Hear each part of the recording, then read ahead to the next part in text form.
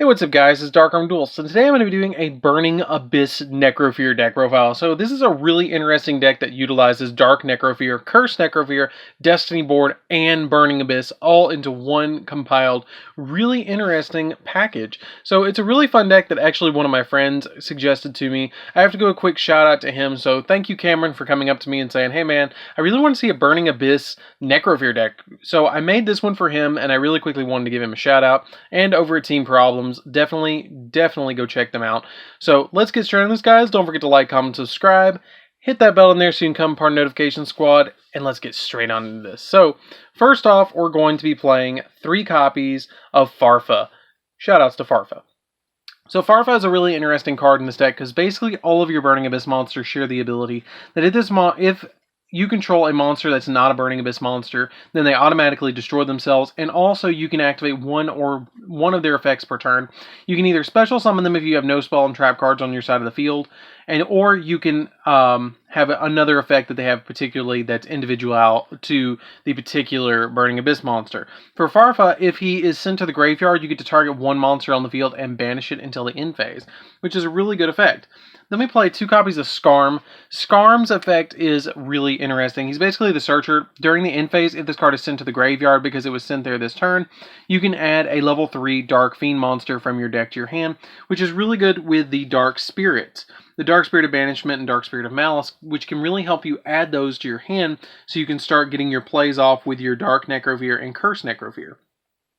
2 copies of Libic, Malebranch of the Burning Abyss. If this card is sent to the graveyard, you get to special summon a level 3 Fiend monster from your hand, which is really cool, but it has to be dark. So it can't be Fiendish Rhino Warrior, it has to be another one. 1 copy of Barbar, Malebranch of the Burning Abyss. This one actually works really well in this deck because what you're going to do is banish 3 Burning Abyss monsters from your graveyard and then have the ability to burn your opponent for 300 for each one that you banish, so up to 900. I thought about actually playing Barbar 2 in this deck because of the banish with the combo with your Curse Necrofear, because you want to get a lot of your Fiend monsters banished to activate its particular ability to special summon it, but I'm usually just special summoning them off of the Malice and the Banishment anyways, so I kind of just kept it at 1. A single copy of Kelkub. Kelkub, if it's sent to the graveyard, you can target a set spell or trap card on the field and return it to the hand. 1 copy of Alec. Alec is a really interesting one that lets you, if it's sent to the graveyard, you get to target a face-up monster on the field and negate the effects of that monster until the end phase of the turn. 1 copy of Graph. Graph's effect is really interesting as well. I think this card might be moving on the ban list. I don't know. I don't know if they're actually going to move anything on the ban list for Burning Abyss, but I could see them definitely moving Graph or Seer to maybe 2. If this card is sent to the graveyard, you could special summon a Burning Abyss monster from your deck. 1 copy of Seer. Seer lets you special summon a Burning Abyss monster from your graveyard if it's sent to the graveyard. So that's it for your Burning Abyss monsters. For the level 3 Fiend engine or the other Fiend monsters that you play in the deck, we play a single copy of Tour Guide. Tour Guide lets us special summon a level 3 Fiend monster from our hand or deck to our side of the field, but it can't be used as synchro material. 3 copies of Fiendish Rhino Warrior. Fiendish Rhino Warrior is a really interesting monster that makes it so your Fiend monsters cannot be destroyed by battle or by card effect. So it makes it so your Burning Abyss monsters don't destroy themselves if you have another monster that's not a Burning Abyss on your side of the field, which is usually how we get around playing the Curse Necrofear and the Dark Necrofear in this deck. But it also has the ability that if it's sent to the graveyard, you get to send a Fiend monster from your deck to the graveyard, which is a really cool effect because you usually want to send your Curse Necrofear and your Dark Necrofear to the graveyard so you can special summon them back off of your Malice and Banishment. We play a single copy of Curse Necrofear. I bumped this down from 1 to 2. Or 2 to 1, because I feel like once you get one in the graveyard, you're just going to keep looping it back to the field with your, Dark Spirits. You usually don't, ever want to have more than one. Like, you don't want to draw it, and you don't want to have it in the, 2 or 3 in your graveyard, because you're never going to summon it more than once. But it's a really interesting monster that lets you target 3 of your Banished Fiend monsters, and then special summon this card to your side of the field, and then shuffle those Banished Fiend monsters back into the deck. During the end phase, if this card is in the graveyard because it was destroyed in your monster card zone by your opponent's card, either by battle or by card effect, you can special summon this card from your graveyard. Then you can destroy cards your opponent controls up to the number of spell and trap cards you currently control with different names, which is really cool to be able to just pop cards on your opponent's side of the field with this card. One copy of Dark Necrofear. We just play a single copy of Dark Necrofear. You banish 3 Fiend monsters from your graveyard and then special summon this card to your side of the field. When this card is destroyed as a result of battle by your opponent's card, it is treated as an equipped spell, and you go to an opponent's monster and take control of that opponent's monster, which is really cool. Just be able to grab an opponent's monster. You can actually take this and swing into your opponent's card and then take that monster, which is kind of cool. But I really like to be able to play Dark Necrofear because it's interesting to be able to do that. 2 copies of Dark Spirit of Banishment. Dark Spirit of Banishment is a super neat card that came out of Legendary Duelist 5. Basically, if your opponent attacks, you can special summon a level 8 Fiend monster from your graveyard. And then it also has the ability that if a level 8 Fiend monster is sent to your graveyard while this card's in your graveyard, you get to add it back to your hand. Same thing with Dark Spirit of Malice. Dark Spirit of Malice, when your opponent activates an effect, you can send this card from your hand to the graveyard and target a level 8 Fiend monster in your grave and then special summon it, which is really cool. And then if you activate, it's really cool if it's sent to the graveyard. If you send that level 8 Fiend monster to the graveyard, or if it is sent to the graveyard, you get to add Malice back to your hand, which is a really cool effect. So that's it for the monsters, guys. Let's get into the spells. So for the spells, we're going to be playing 3 copies of Called by the Grave. Called by the Grave is basically here because you just want to be able to stop your opponent from hand trapping you. You just really don't want to get hand trapped in this deck. 3 copies of Super Polymerization. Everything we play is dark, so it's really easy to trigger Super Polymerization. So we play it as a 3 of in here, just to be able to fuse our opponent's stuff and our stuff away to summon like Starving Venom Fusion Dragon or Mud Dragon on the Swamp, depending on what we were playing against. 3 copies of Dark Spirit Mastery. Dark Spirit Mastery is another really cool card in this deck that you want to play as a 3 of in here because you can discard a card to add a Destiny board or a level 8 Fiend monster from your deck to your hand, and then you banish this card from your graveyard, and if it was sent this turn, and then place any number of Destiny board and or Spirit Message cards with different names from your hand or graveyard on the bottom of your deck in any order, and then draw the same number of cards. So it's not that big of a deal if your Spirit Messages get built. If they get milled off of like Dante, because this card is going to let you draw cards off of that. So this is a really good card to have in the graveyard. You don't even have to go for the Destiny board plays in this deck. You can just send them to the graveyard and then put this back in the deck, or banish this card and then put them back in the deck. And then draw that many cards. Like if you have all 5 pieces in the graveyard off of Dante Mills, you can just instantly draw 5 cards. That is nuts.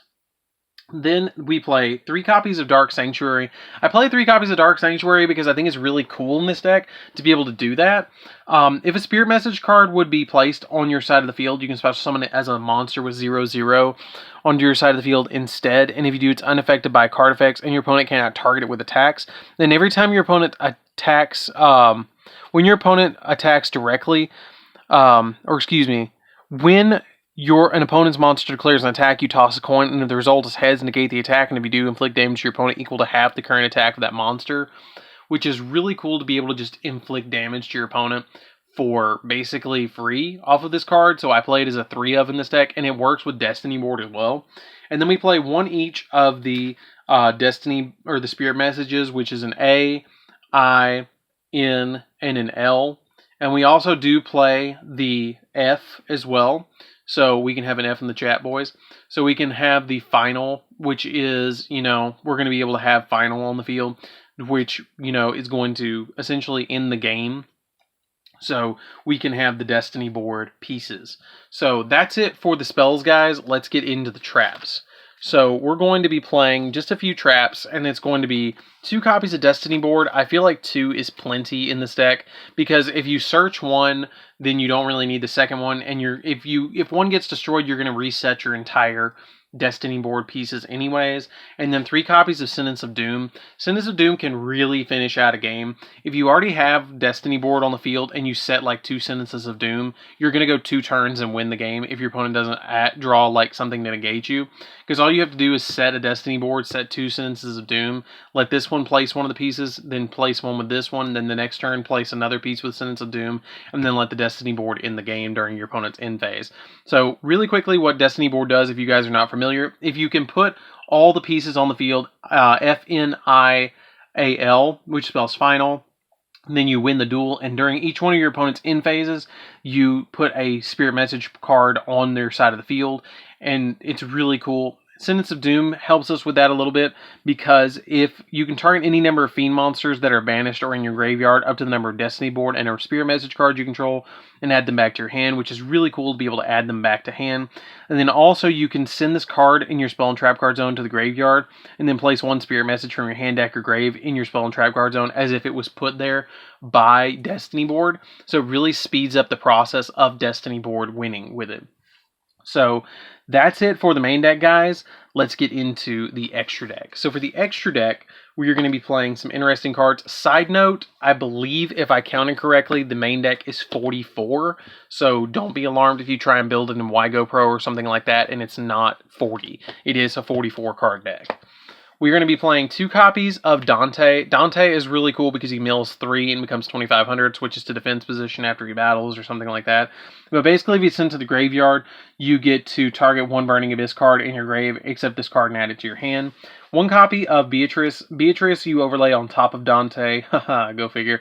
But its effect is basically you can detach material from this card and then send a Burning Abyss card, or send a card from your deck to your graveyard. And if this card on your side of the field is destroyed by your opponent's card or by battle and sent to the graveyard, you get to special summon a Burning Abyss monster from your extra deck, ignoring its summoning conditions, which we'll get to in just a minute. 1 copy of Nightmare Shark, which surprisingly enough, if you make this after you've done a couple of damages with the copy of Dark Sanctuary, you can just finish off your opponent with Nightmare Shark. 1 copy of Breaksword. Breaksword is really interesting because it can pop something on your opponent's side of the field and pop something on your side of the field, which can really help out a lot to be able to pop cards on the field. Dante Pilgrim is what we special summon off of the Beatrice always. Really interesting card, really good. Starving Venom and our copy of Mud Dragon is our 2 our copies of Super Poly targets, which is really good. 2 copies of Cherubini. You could probably get away with 1, but I have 2, so I played 2. When it's link summoned, you get to send a monster that's a level 3 or level 3 monster from your deck to the graveyard, which is really cool.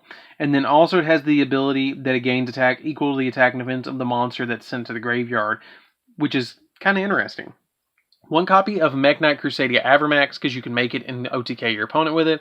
Boral Sword, same reason. And then Nightmare, Unicorn, Phoenix, and Cerberus to bounce stuff, pop spells and traps, and pop monsters. And that's it for the deck, guys. I hope you enjoyed this one. I hope I did this one justice. It's a really cool deck. I'm not gonna lie.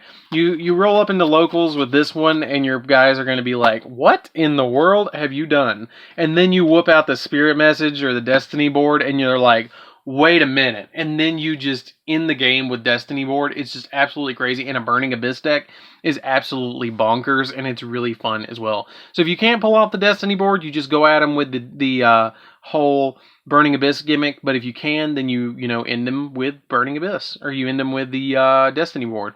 So anyways, guys, this is DarkArmedDuelist. Don't forget to like, comment, subscribe. Tell me what you think of this video down in the comments down below, and I'll see you guys in the next video. And don't forget to like, comment, subscribe. Hit that bell in there so you can become part of the notification squad, and I'll see you guys in the next video. See you around, guys.